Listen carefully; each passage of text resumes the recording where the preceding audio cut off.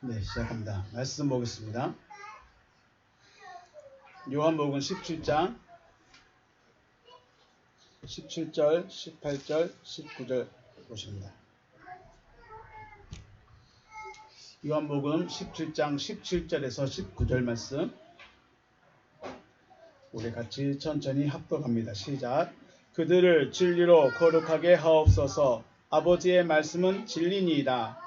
아버지께서 나를 세상에 보내신 것 같이 나도 그들을 세상에 보내었고 또 그들을 위하여 내가 나를 거룩하게 하오니 이는 그들도 진리로 거룩함을 얻게 하려 함이니이다. 아멘. 하나님께서 바라보시는 구원의 모습은, 자, 하나님은 우리를 구원하기 원하십니다. 그렇죠? 하나님은 우리를 구원하기를 원하셔요. 그러면 하나님이 바라보시는 나의 구원된 나의 모습은 어떤 모습이다고요? 그게 바로 거룩이라는 겁니다. 하나님이 바라보시는 구원받은 자의 모습은 거룩한 모습입니다. 왜요? 하나님이 거룩하니 너도 거룩해라. 그 말은 결국 너도 누구같이 되라는 거예요. 내가 거룩하니 너도 거룩해라. 그 말은 결국 그 해줘야 되는 그 대상이 누구같이 되라는 거예요. 하나님같이 되라는 거죠. 그게 하나님이 바라보시는 구원의 모습인 거죠.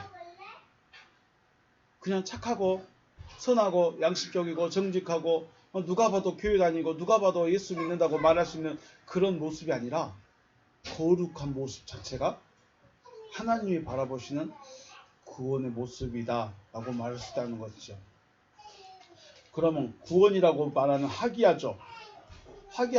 무슨 말일까요? 구별된 의미입니다. 하기야죠는 구별된 모습이죠. 세상과 구별되어진다는 것은 단순하게 검은 바둑알 중에 하얀 바둑알 하나 있는 것이 구별됩니다 라고 생각할 수도 있겠지만, 중요한 것은 거룩함이라는 것은 하나님께서 보시는 거룩함은 이 우리 중에 하나가 다르다. 검은 바둑알 통에 하얀 바둑알이 들어있는 것, 얘는 거룩하네, 얘는 다르네, 네, 그 모습도 될 수 있습니다. 그런데 중요한 것은요, 하나님은 검은 바둑알 중에 있는 흰 바둑알을 분리시켜버리는 개념입니다. 왜 이렇게 컴퓨터가 마우스가 막 안 듣지? 네. 흰 바둑알을 분리시키는 것이 하나님이 말씀하시는 거룩함입니다. 그래서 주님은 내가 세상에 속하지 아니한 같이 그들도 세상에 속하지 아니하였습니다 라고 말씀하십니다. 주님은 세상에 안 속했으면 어디에 속했을까요? 세상에 속하지 아니했다면 어디에 속하게 될까요? 어디에 속했을까요? 하나님은, 주님은 내가 세상에 속하지 아니했습니다. 그럼 어디에 속한 거예요? 하늘에 속한 거죠. 하늘에 속했어요. 그러면 그들이라는 그 대상들도 세상에 속하지 않기 때문에 어디에 속한 자들이에요? 하늘에 속한 자들이에요. 그러니까 단순히 육체는 여기 있는데 그 존재적인 상태는 하늘에 속한 자라는 거예요. 이게 거룩함이라는 거죠.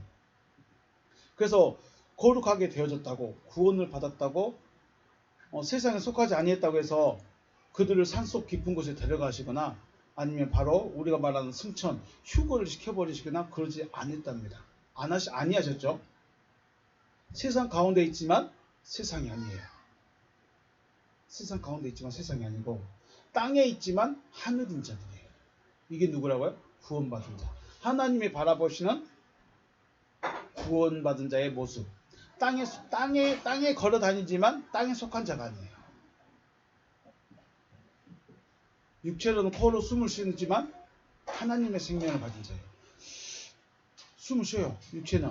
그런데 하나님의 생명을 가진 자가 바로 거룩한 자입니다. 하나님이 바라보시는 구원의 모습은 단순히 우리가 교회 다니고 직분 얻고 착하고 착하고 복 받고 잘 되고 누가 봐도 기도하면 응답 받고 이런 것만 원하시는 것이 아니라 그걸 바라보시는 것이 아니라 이렇게 세상과 분리되어져서 세상에 살지만 세상에 속하지 아니하는 그런 존재가 구별된 거룩한 자라고 말씀하시는 것이죠.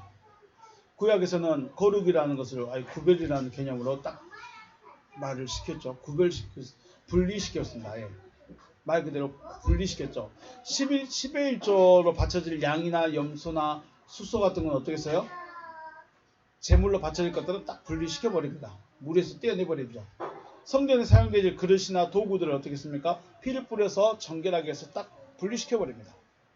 사람들도 그래서 하는 게 뭐였습니까? 몸을 파는 자나 문둥병자나 그런 전염병자들은 분리를 시켜버리죠. 사회로부터 분리시켜버립니다. 제물이 되어질 짐승들은 제물로 바쳐지고 물건들은 성전에 쓰이고 있으니까 구별시키는 의미가 있지만은 그럼 중요한 게 누구예요? 사람이죠. 사람은 격리를 시켜놨어요. 말 그대로 이거는 격리해버린 거예요. 분리시켜버린 거죠.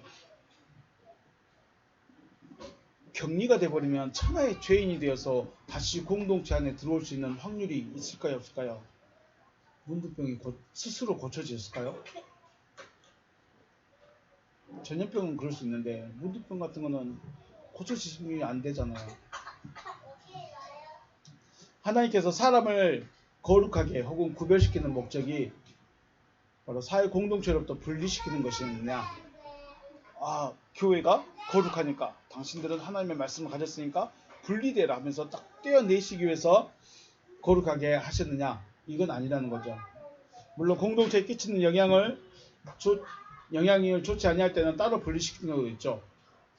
교회 안에 무리를 일으키신 분들은 따로 분리를 시킬 수도 있겠지만 그것은 어디까지나 사회 혹은 공동체적인 안녕을 위한 것이고 하나님께서 하시고자 하시는 거룩의 목적은 존재적인 변화를 말씀하시는 거죠. 하나님의 거룩은 존재적인 변화입니다. 육체의 변화가 아니죠. 내 존재의 변화입니다. 이러한 존재적인 변화로 하나님께서 바라시는 거룩의 단계, 아버지의 단계에 이를 수 있는 여러분과 제가 되어주시길 주님의 이름으로 축복합니다. 그들은 거룩하게 하옵소서. 뭐로 거룩하게 됩니까? 진리로 거룩하게 됩니다. 진리는 아버지의 말씀입니다. 진리는 하나님의 말씀이죠. 하나님의 말씀을 우리가 성경으로만 한정을 지어버리면 안 된다고 말씀을 드렸습니다. 물론 성경이 하나님의 말씀인 건 맞습니다. 물론 성경이 율법이고 율법은 하나님이 주신 말씀이라는 것도 분명합니다. 이걸 부인할 수는 없습니다. 그렇다고 성경을 폐할 수도 없습니다. 그런데 하나님의 말씀을 성경으로만 한정해버리면 더 이상 발전을 할 수가 없죠. 그러면 중요한 게 뭐예요? 왜 우리에게 성경을 주셨느냐? 이 성경에서 하나님이 말씀하시고자 하시는 것이 무엇인가를 발견할 수 있어야 되는데 발견할 수 있을까요? 못할까요? 이게 안 된다는 거예요. 왜요? 여기에서 육신의 문자로 쓰여진 이 책에서 영적인 것을 어떻게 발견합니까? 우리의 이성과 우리의 지식은 인간의 한계를 벗어날 수가 없습니다. 아인슈타인이 이 성경을 읽어도 아인슈타인 성경을 읽어가지고 하나님이 영적 존재로 바뀌기를 원하십니다라고 말할 수 있을까요? 누구죠? 김용옥 있죠. 그분이 신학했다죠. 그래가지고 막 자기는 이 도포를 입으면서 기독교인들을 엄청 비판합니다. 나 신학해봤는데 그러면서 자기는 여전히 불교에 몸 남겠답니다. 네, 아무리 똑똑하고 지혜롭고 신학 박사가 돼도 이 안에서 하나님의 영적인 말씀의 의미를 찾아낼 수가 없어요.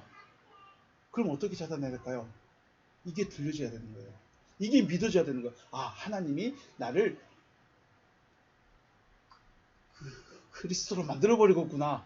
하나님이 구원의 원리가 이런 거구나라고 찾아낸다는 게 안 된다는 겁니다. 그래서 비밀이에요. 그래서 감춰놔버린 거예요. 그래서 영적인 말을 듣지 않는 사람은 절대로 이거를 들을 수가 없어요. 왜 바울이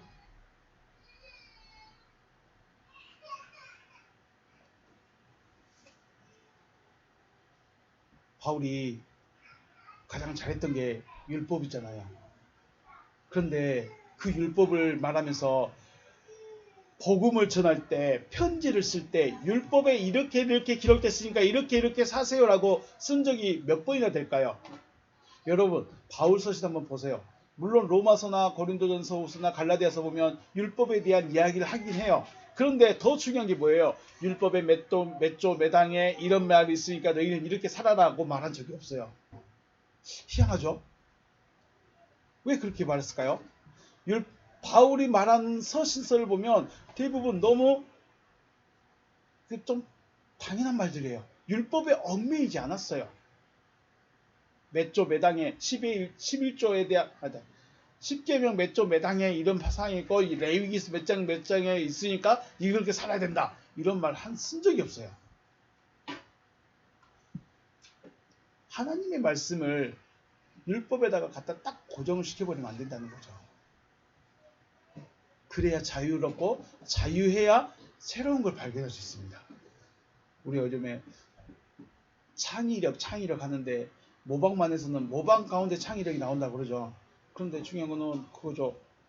자유가 있어야 여기 안에서 벗어나야 구속된 것에서 나를 잡고 있는 것에서 벗어나야 새로운 걸 생각해 볼 수 있지.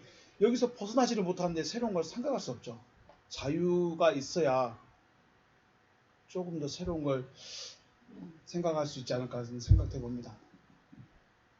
그래서 여러분이 가지고 있던 신학적인 것에서 또는 신앙적인 면에서 내 믿음의 수준에서 좀 벗어나 볼 수 있는, 그래서 하나님이 영으로 뭘 말씀하시는가를 분별해 볼 수 있는 여러분과 제가 되시길 주님의 이름으로 축복합니다.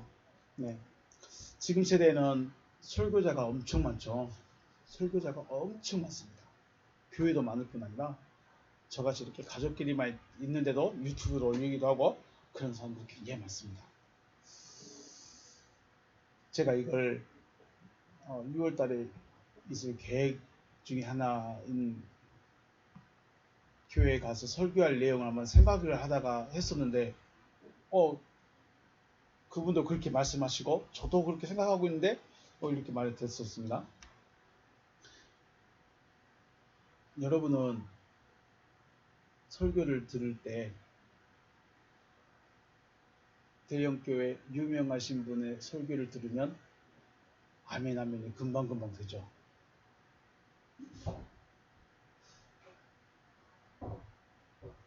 옷을 최고가는 아니더라도 좀 있어 보이게 입고 차가 중형 승용차, 대형 승용차, 세단을 탁 타고 오면 누군지도 모르는데 그냥 문을 열어주고 싶어요. 이게 뭔 말일까요? 여러분은 목회자를 대할 때, 설교자를 대할 때 무엇의 기준을 두고 그분을 바라보고 있을까? 이건 생각해 보셔야 됩니다. 대형교회에서 설교하시는 분이 있는가 하면 저같이 가족 구성원만 하고만 설교하는 자가 있고, 좋은 옷에 누가 봐도 멋진 설교, 멋있는 설교를 하신 분들도 있고, 누구보다도 설교자가 아닌 것 같은 설교를 하고 계신 설교자도 있고요. 그렇습니다. 여러분은 어떤 기준으로 설교자의 설교를 듣고 있을까요? 그리스도이신 예수께서 천국 복음을 전하실 때 좋은 옷을 입고 설교하셨을까요?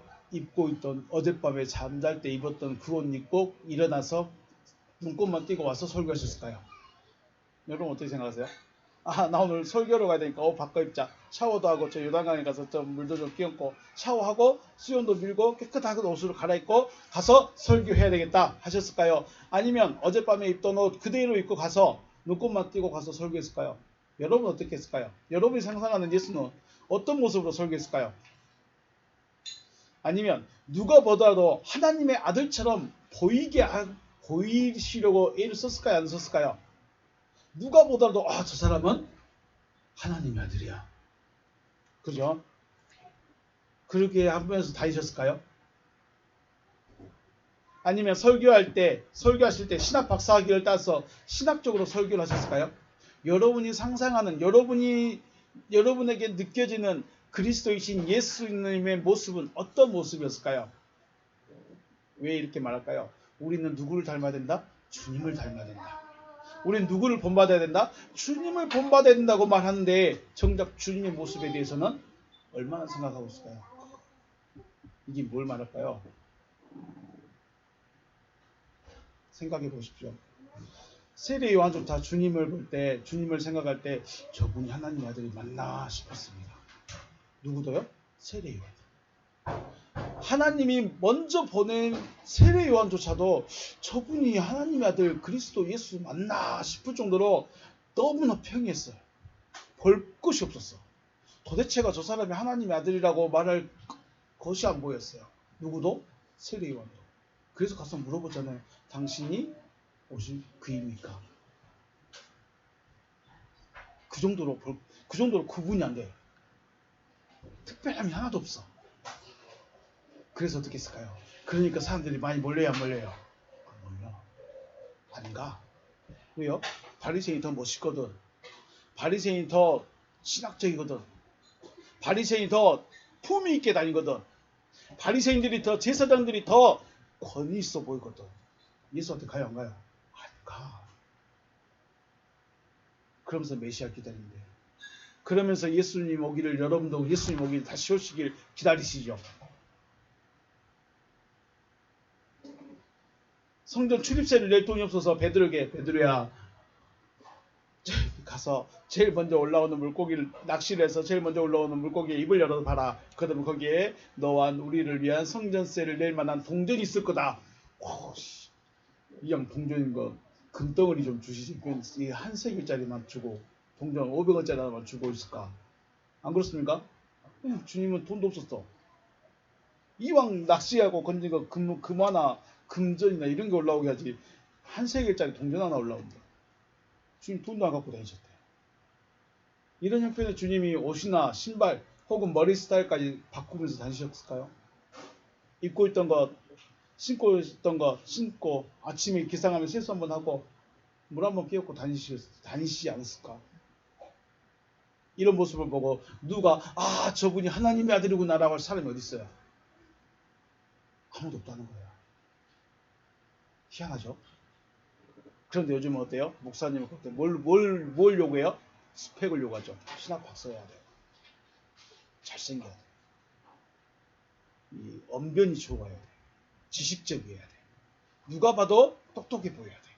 누가 봐도 좀 있어야 돼. 있어 보여야 돼. 그러면 훌륭한 목사, 훌륭한 설교자. 내가 내 믿음을 걸 만한 그런 분. 그러지 않습니까? 물론 그런 분이 나쁘다는 게 아닙니다. 그런 분이 나쁘다는 게 아니라 왜 이렇게 변했을까? 왜 이렇게 되었을까를 우리가 생각해 봐야 됩니다. 네? 왜 우리가 목사를 볼 때 신학 박사여야 되고 잘생겨야 되고 키도 커야 되고 노래도 잘해야 되고 설교도 잘해야 되고 목소리도 멋있어야 되고 사투리도 안 써야 되고 촌스럽지도 않아야 되고 왜 이렇게 생각하고 있을까요?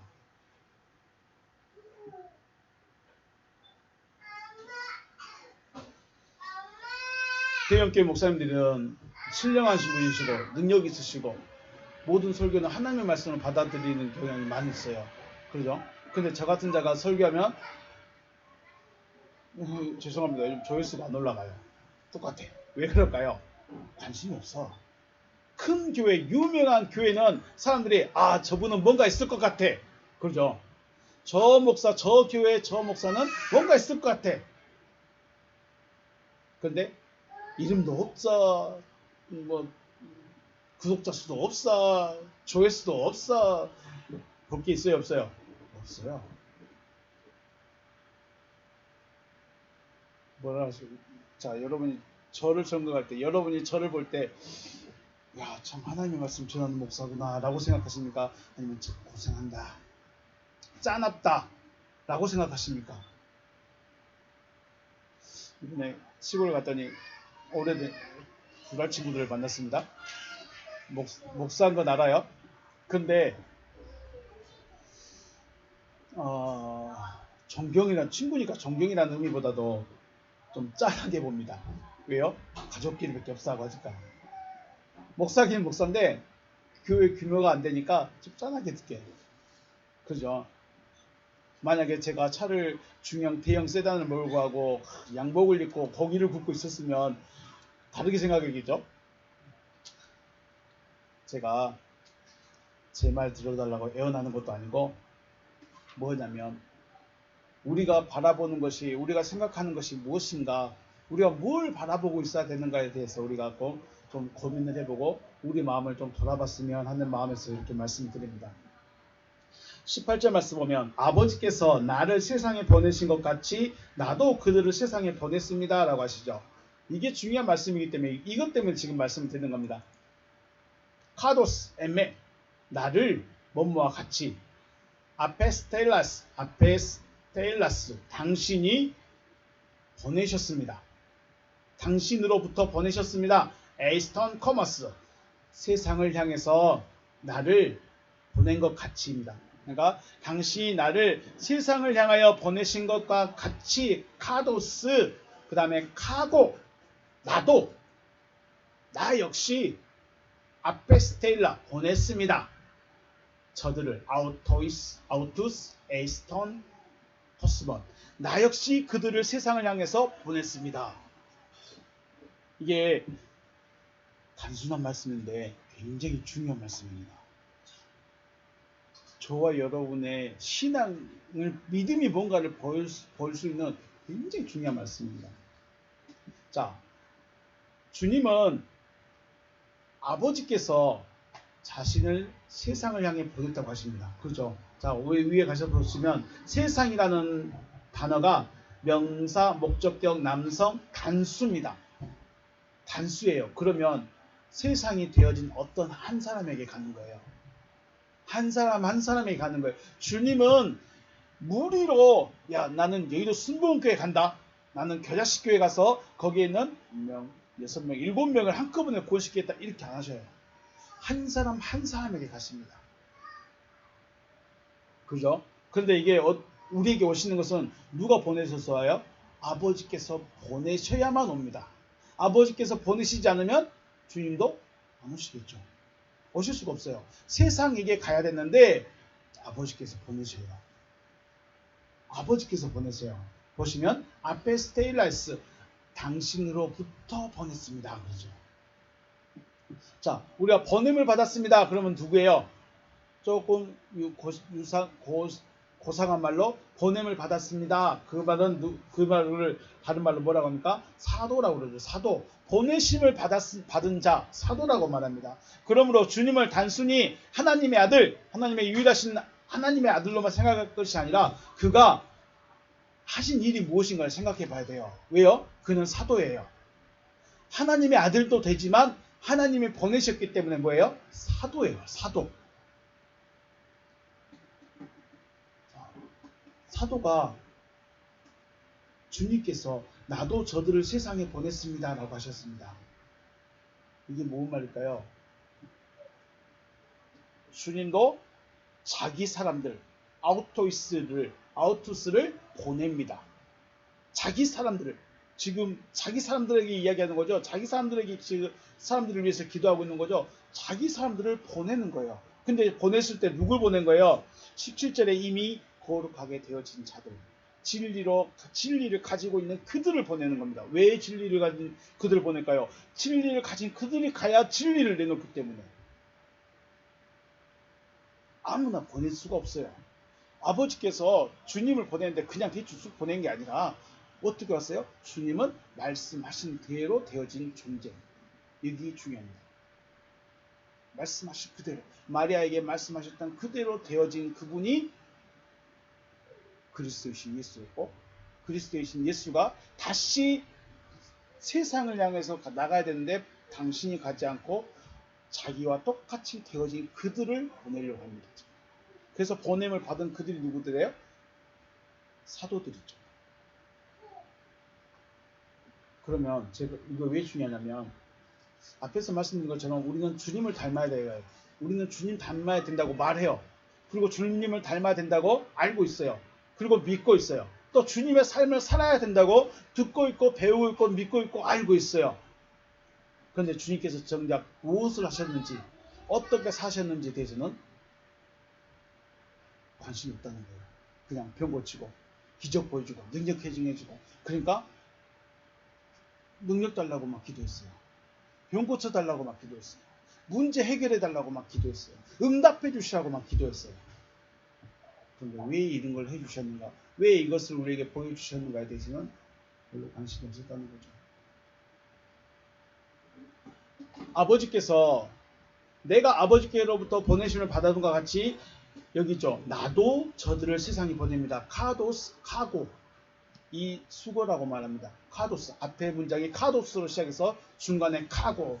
그러면 카고가 되려면 앞에 조건이 분명히 있어야 됩니다. 아버지가 나를 보내심과 같이 나 역시 저들을 세상에 보냅니다. 그러면 주님으로부터 보냄을 받은 그들은 주님의 사도들이고 주님은 아버지의 사도들. 연속성이 되어지는 거죠. 그래서 우리는 주님을 알아야 됩니다. 내가 주님으로부터 보냄을 받아야 돼요. 이제 19절 할 때 말씀드리겠지만 중요한 것은 지금 나를 부르시고 나를 보내실 그 주님이 누군지를 몰라. 우리는 알고 있죠. 그냥 병 고쳐주신 분, 기도 응답해 주신 분, 능력을 행해 주신 분, 구원하신 분, 뭐 죽으신 분, 십자가에서 죽으시고 부활하신 분, 하늘로 승천하신 분, 이런 것만 알고 있어요. 주님은 하나님이 말씀하신 대로 된 자라는 것. 마리아에게 천사가 왔고 하나님께서 하실 일에 대해서 말씀하였고 마리아는 그 말씀을 수용했습니다. 그리고 나타나신 분이 누구예요? 예수인 것이죠. 이것은 우리도 하나님의 말씀을 받아야 된다는 걸 말씀하고 있는 것입니다. 보라 처녀가 아들을 낳으리라 하셨으니까 처녀를 마리아로 마리아만 거룩한 사람, 마리아만 하나님께 택함을 입은 사람, 마리아만 은혜를 입은 사람 한정을 지어버리면 나는 구원과 상관이 없습니다. 왜 없을까요? 마리아의 그 자리에 누가 들어간다? 내가 들어가야 돼요. 내가 그 자리에 들어가서 내가 그 말씀을 받아야 돼요. 처녀 중요합니다. 성경의 역사를 위해서 마리아라는 사람의 몸을 통해서 예수가 나타나시게 됐지만 실상은 하나님의 말씀을 수용하게 되면 거듭난 새로운 나가 되어지는 것을 말씀하는 거예요. 이런 걸 어떻게 신학 공부해갖고는 예수는 특별하신 분, 하나님이 하나님의 능력으로 이 땅에 나타나신 분 하고 끝나요. 그럼 우리는요? 내가 그 마리아의 자리에 들어간다는 게 이해가 될까요? 내가 마리아의 자리에 들어가서 새로운 존재가 나타난 내가 구원받는다라는 게 이해가 될까요?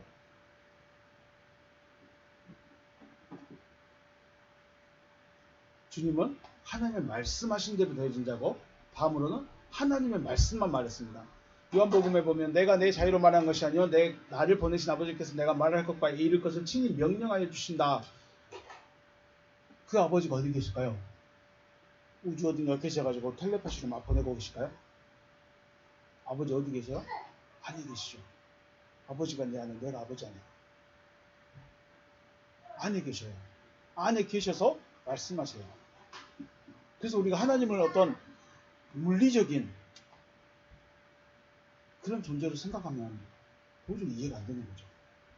그러니까 예수 내 안에 계신다고 하면 예수는 내 안에 계시는데 예수는 한 번밖에 없는데 영이시니까 두 분으로 영리로 가셨을 거야 라고 생각하시면 내 안에만 계신 것이 아니라 다른 분에게 다 계셔야죠. 더욱 중요한 건 예수는 절대로 우리 안에 오실 수가 없다. 하나님의 말씀을 하려고 한다면 하나님의 말씀을 내어놓으려고 하려면 어떻게 될까요?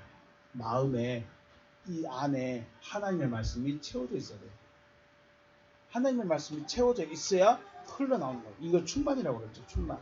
그래서 하나님의 말씀이 충만해지면 그 마음에서 흘러나오는 것이 하나님의 말씀이 되는 것입니다. 그래서 우리가 로고스만 외워서 기록된 성경만 달달달달 외워서 말하는 것하고 속에 말씀이 충만해져서 하나님의 말씀이 충만해서 나오는 거하고는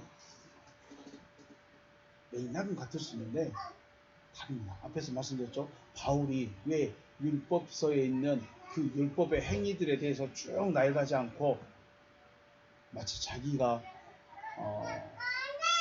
좀 선생님처럼 아빠처럼 이렇게 편지를 쓰고 있을까 한번쯤 생각해 봐야 되지 않을까 생각해 봅니다. 주님은 육신의 양식에 매이지 않았습니다. 그리고 영의 양식을 공급받았죠. 주님은 권세의 자리에 앉지 않으셨습니다. 또 주님은 사람을 보셨습니다. 네. 하나님의 목적이 사람을 구원하시는 데 있다면 주님은 몇 명 정도 구원했을까요?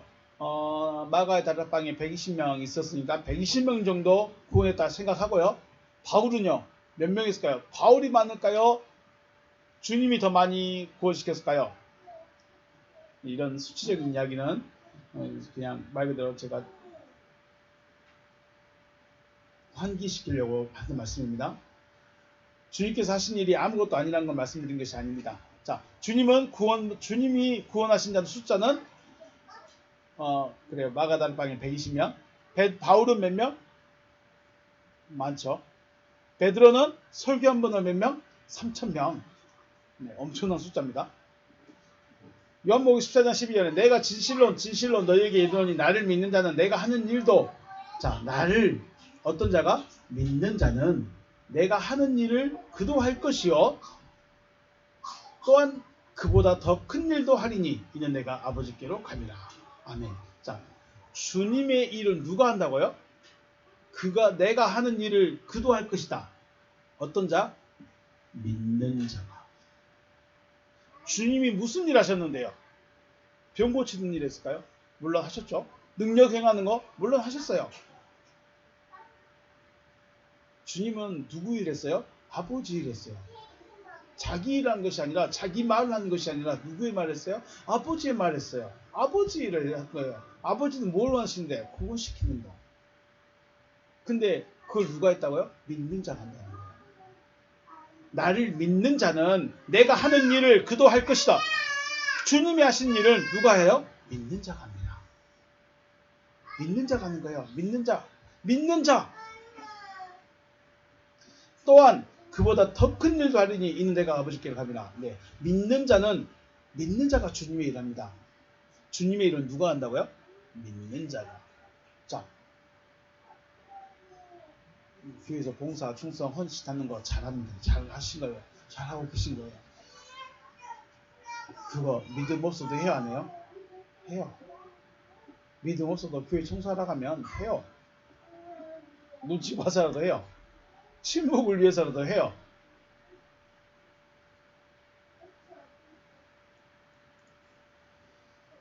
주님은, 그리고 벌써 보니까 주님은 믿는 자는 주님의 일을 하게 되어 있고 주님은 믿는 자를 보내십니다. 그래서 더 큰 일도 하겠습니다. 여기서 말씀드린 더 큰 일이란 게 뭘까요? 물론 주님은 120명, 베드로는 3,000명, 바울은 가는 곳마다 교회. 그럼 누가 더 많이 했어요? 수치상으로는 누구죠? 바울이 제일 많이 한 것처럼 보이겠습니다. 바로 바울이 주님보다 더 큰 일 했다라는 것을 말씀드리고자 하는 것은 아닙니다. 다만 주님이 왜 나보다 더 큰 일, 그보다 더 큰 일도 할 것이다 라고 말씀하셨느냐, 이 말씀이 어떻게 이루어졌느냐를 바울을 통해서, 베드로를 통해서 우리에게 보여주고 싶으신 것이죠. 쉽게 말해서 바울이 믿는 자가 되어졌을 때 주님께서 하셨던 일을 하였습니다.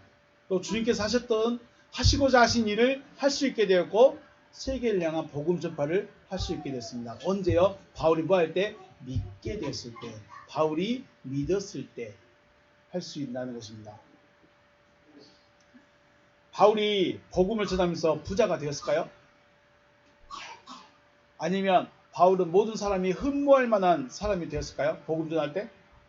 아니면 대형 교회에서 추앙받으면서 복음을 전했을까요? 아니죠. 바울은 아무것도 없었어요.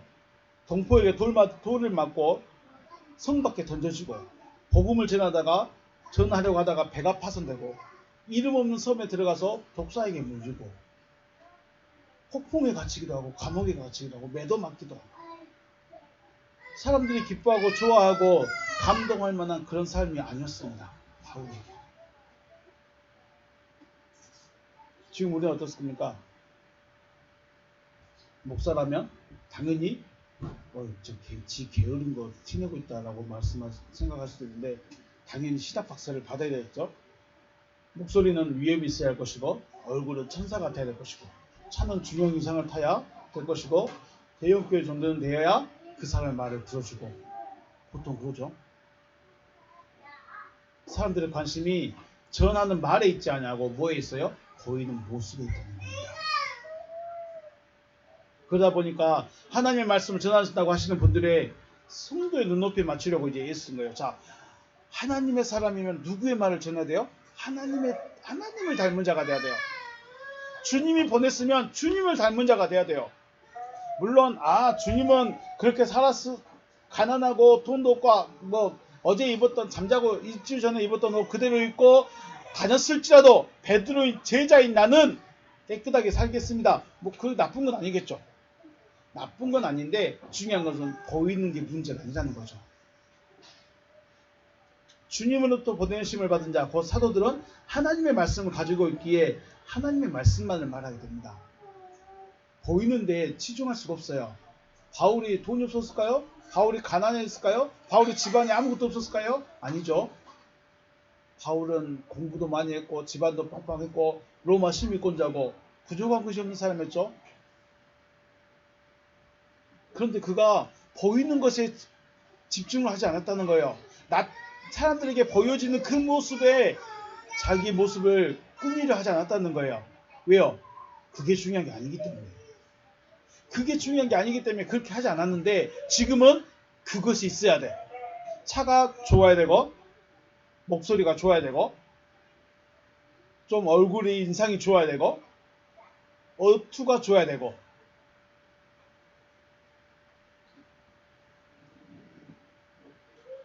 관심이 거기 있으니까 사람들의 관심이 우리 목사님은 박사다.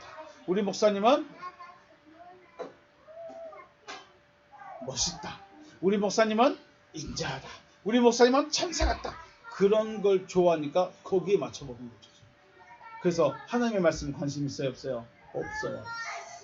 그냥 우리 목사님 설교면 다 잘한 거예요. 우리 목사님 설교면 다 하나님의 말씀이에요. 그렇게 돼버린 거죠. 사도들도 처음에는 기적을 보았고 능력을 보는 자리 있었지만 들은 바 말씀이 그들의 마음을 채움으로써 보내심을 받은 자, 곧 사도, 아버지 단계에 이른 것이죠. 사도, 곧 아버지 단계에 이른 자는 다시 자신이 받았던 그 말씀을 다른 이에게 전하여서 자신과 같은 존재로 세워야 되는 것이죠.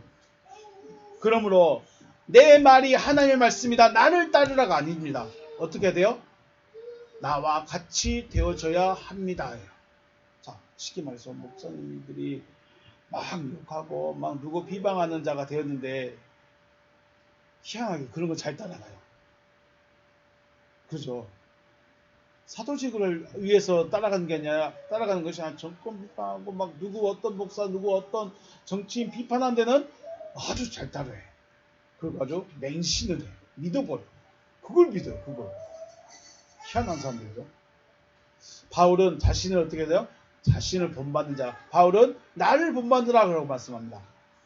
고린도전서 11장 11절 내가 누구를 본받는 자 됐어요? 내가 그리스도를 본받는 자 된 것 같이 너희도 나를 본받는 자들아. 미메타이 본받는 자들이다. 본받는 자들이다. 모기네스테 본받는 자. 나를 본받는 자들이 되어져라. 카도스 카고. 앞에서 우리 17절 말씀 이거 18절 말씀 읽었죠. 카도스 나를 세상에 보내신 것 같이 카고 나도 역시 그런 것처럼 카도스 카고 나도 그리스도가 본받은 것 같이죠. 내가 그리스도를 본받는 것 같이 나를 본받는 자가 되라. 내가 그리스도를 본받는 자가 된 것 같이 너희들이 나의 본을 받는 자들이 되어라. 민메스테 추종자입니다. 따라가는 자, 흉내, 모방입니다. 자, 부모님의 지위라가 부모님의 위치, 부모님의 자리가 중요한 이유 중에 하나가 무거운 이유 중에 하나가 이거 아닐까요? 자녀가 나를 보고 있다. 누가 했던 말이죠. 자녀가 나를 보고 있대요. 그래서 좋은 모습이든 좋지 않는 모습이든 자녀는 나를 보고 그대로 따라 하는 거죠. 그래서 가끔씩 지금 아주 뜨끔뜨끔합니다. 제 모습을 그대로 따라하고 있는 것 같아서 나는 가르쳐준 적도 없는 것 같은데 나는 하라고 한 적도 없는 것 같은데 나를 똑같이 해요. 왜 그럴까요? 내 옆에서 보고 배웠거든요. 자녀는 부모를 보는 거울이라고 하듯이 자녀는 부모를 보고 배우면서 그 흉내를 내게 되었습니다. 그죠? 마찬가지입니다. 하나님으로부터 나음을 받았으면 누구 흉내를 낼까요? 모양만 따라하는 게 아니에요. 하나님으로부터 나음을 받았으면 절대로 사람같이 안 합니다. 하나님같이 합니다. 최소한 사도들로부터 가르침을 받았으면 그 다음 우리가 사도 시대, 그 다음 무슨 시대라고 해요? 속사도 시대라고 하죠. 사도가 똑같은 시대로 또 가는 거예요. 그 다음에 교부 시대로 또 내려가요. 이제 이게 시대가 가면서 어떻게 해요? 본받아야 될 자를 놓쳐버린 거예요. 왜요? 세계의 흐름이 로마가 정복해오고 막 이런 세계적인 흐름에 의해서 정치들이 다가와. 나는 그냥 믿음 지키고 기도하고 싶은데 정치인이 다가와서 나를 위해 기도 한번 해주시고 나를 위해서 안수 한번 해주세요. 해주면 저 사람은 저 정치인은 어떤 목사가 안수해주고 기도해줬으니까 믿을만해. 그러면서 글이 싹 몰아버려. 그러니까 그 사람은 또 이 사람한테 안수해준 사람한테 또 잘해줘. 좋은데 또 안수해줘. 이런 불편한 관계가 계속 이어져 버린 거죠. 내 아버지를 보고 아버지가 했던 그 모습을 그대로 따라가야 되는데 변종이 생겼습니다. 좋은 변종이 아니라 안 좋은 변종. 마음에 분명히 하나님의 말씀이 들어있어야 되는데 이제 뭐가 들어와 버렸어요? 권세와 물질과 지위가 들어와 버렸어요. 그게 가장 대표적인 게 천주교의 시작이죠. 로마 천주교의 시작이 그렇게 된 겁니다. 동로마와 서로마의 이 치열한 싸움에서 왕권 쟁탈전에서 동로마에 있는 교황이 왕에게 안수해주고 대가 받고 당신이 진짜 추기경입니다. 당신이 진짜 베드로의 종입니다. 해가지고 이제 천주교 인정해줘 버리고 왕권은 강화되고 이렇게 됩니다. 말씀이 차있지 않으면 그게 중요하죠. 중요한 것은 주님은 말씀을 가르치셨고 사도들을 세우셨습니다. 바울도 말씀을 가르쳤고 교회들을 세웠습니다. 그렇다면 우리도 말씀을 가르침을 받고 사도로 또 교회들로 세우심을 받아야 됩니다. 내가 먼저 사도로 또 교회로 세우심을 받았다면 세상에 가서 세상을 사도로 교회로 세워야 하는 것입니다. 주님이 지금 어떻게 했어요? 누구를 보냈어요? 사도들을 보내죠. 자기 사람들을 보내죠. 왜요? 가르쳐가지고 사도를 세워서 보냅니다. 그럼 왜 보내세요? 그들은 믿는 자고 그들은 거룩한 자들이고 그들은 말씀을 가진 자들이에요. 그러니까 보내는 거예요. 말씀도 없는데 믿지도 않는데 보내지도 않아요. 자기 사람이 아니거든요. 제자들의 안에는 뭐가 들어있어요? 아직은 지금 기도하는 이 17장 입장에서는 아직은 부족하고 넘어지고 쓰러질 것 뻔히 알고 있지만 내가 그래도 부활하고 승천하고 성령이 오면 너희들은 알게 될 거다. 그래서 이미 그들을 사도로 택함 받은 거죠. 그들을 보냈어요. 왜요? 자기와 똑같은 자들이기 때문에. 제자들은 단순히 제자니까 보낸 것이 아니라 자기와 똑같다는 거예요. 그래서 보내는 겁니다. 바울이 우리 갈라디아서 계속 연구할 때 인사말에서 이야기했죠. 왜 바울이 사도냐? 왜 바울이 구원을 받은 자냐? 자기가 증명을 하는 겁니다. 지금. 제자들은 주님으로부터 보냄을 받은 자들이지만 물론 바울도 주님으로부터 보냄을 받은 거죠. 빛이 왔으니까. 그런데 중요한 것은 바울은 사도들과는 조금 다른 차원으로 다가와서 보냄을 받은 자다라는 것이죠. 중요한 것은 저와 여러분들도 주님이 누군 줄 알아야 주님을 닮았었어요. 주님이 무엇을 하셨는가를 봐야 그 주님을 하신 일을 할 수 있어요. 그냥 교회만 다니고 충성하고 봉사한다고 주님의 일을 라고 할 수는 없다는 거죠.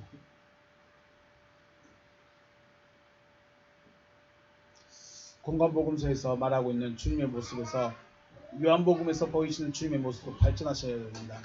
공관복음에서는 분명히 기적을 보여주고 능력을 보여주고 표적을 보여주고 여러 가지 안아주고 이런 것이 있었지만 요한복음에서는 거룩의 실체로 나타나시죠. 발전해야 돼요. 발전하셔야 돼요. 우리도 복음의 시대에서, 복음의 시대, 가르침을 받는 시대에서 진리 시대로 내 스스로가 넘어가줘야 돼요. 또 넘어올 수 있도록 말씀을 전해야 됩니다. 내가 진리 시대로 넘어왔으면, 내가 진리의 말씀을 받아들였으면 그것을 나눌 수 있는 자가 되어야 돼요. 저 여러분들이 그런 존재가 되어주시기를 주님의 이름으로 축복합니다. 아버지께서 나를 세상에 보내신 것 같이 나도 그들을 세상에 보냈습니다. 주님으로부터, 주님은 이거 하려고 제자들 불렀어요. 보내려고. 세상에게 보내려고. 세상에게 오셔서 세상에게 보내려고 불렀어요. 제자들이.